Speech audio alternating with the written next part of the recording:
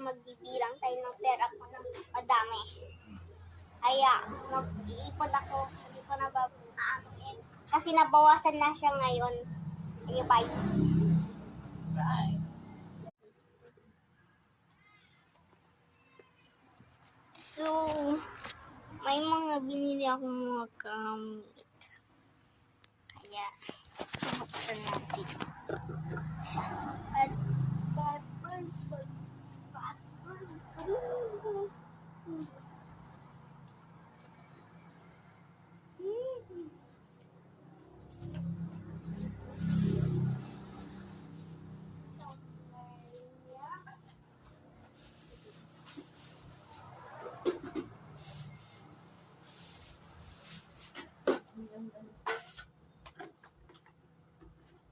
Tapos mga anak.